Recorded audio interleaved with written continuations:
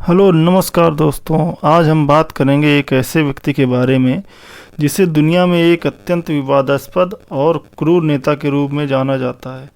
Adolf Hitler. Hitler ने अपनी सोच और कर्म से न सिर्फ जर्मनी बल्कि पूरे विश्व पर गहरा प्रभाव डाला।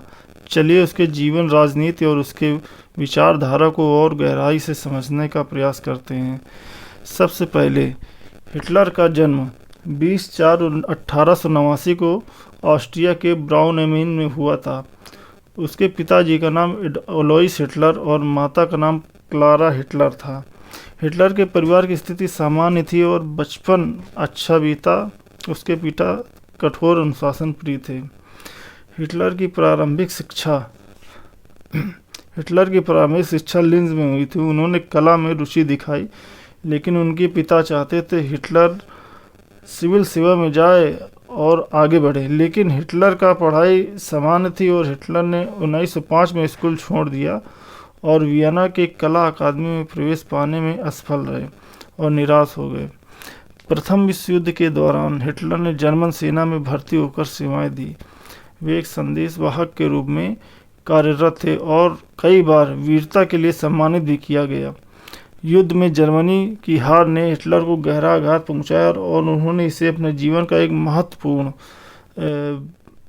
महत्वपूर्ण मोड़ माना। युद्ध के बाद हिटलर म्यूनिख चले गए और वहां जर्मन वर्कर्स पार्टी डीएपी में शामिल हो गए। उनके वक्तव्य, कला और संगठनात्मक क्षमता के कारण वे जल्दी ही पार्टी के प्रमुख सदस्य बन गए। 1920 में पार्टी का नाम बदलकर national socialist German workers party रखा गया। 8-9 नवंबर 1923 को हिटलर ने म्यूनिख में एक तख्तापलट का नेतृत्व किया, जिसे बियर हाल द्रुक्स नाम से जाना जाता है। यह तख्तापलट असफल रहा और उसे गिरफ्तार कर लिया गया। उसे 5 साल की सजा हुई, लेकिन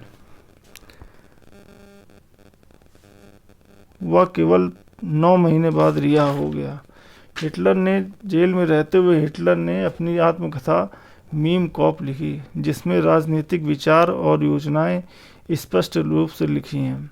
रिहाई के बाद हिटलर ने नाजी पार्टी को पुनर्गठित किया और जर्मन की राजनीति में अपनी पकड़ मजबूत की। 1929 में वैश्विक आर्थिक मंदी ने जर्मनी की अर्थव्यवस्था को बुरी तरह प्रभावित किया और लोगों ने हिटलर के प्रति समर्थन बढ़ा। 1932 में चुनाव में नाजी पार्टी की बड़ी सफलता हासिल की और 30 जनवरी 1933 को हिटलर को जर्मनी का चांसलर नियुक्त किया गया था। हिटलर ने तेजी से सत्ता का केंद्रीकरण किया और अपने विरोधियों को समाप्त किया। 1934 में राष्ट्रपति पॉल वॉन हिंडरबर्ग की मृत्यु के बाद हिटलर ने स्वयं को फ्यूरर नेता घोषित कर दिया, जिससे जर्मनी के सर्वोच्च नेता बन गए। उनकी नीतियों में आक्रामक राष्ट्रवाद, यहूदी विरोधी विचारधारा और सैन्य विस्तार शामिल थे। हिटलर की आक्रामक विदेश नीति और विस्तारवादी योजनाओं के परिणाम स्वरूप 1 सितंबर 1939 को पोलैंड पर आक्रमण हुआ, जिससे द्वितीय विश्व युद्ध की शुरुआत हुई।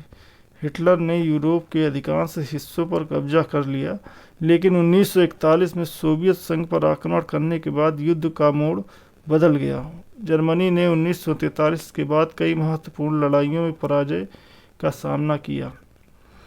हिटलर के शासनकाल में यहूदियों, रोमा, समलैंगिकों और अन्य अल्पसंख्यकों के खिलाफ व्यवस्थित नरसंहार किया गया, जिसे होलोकॉस्ट के नाम से जाना जाता है।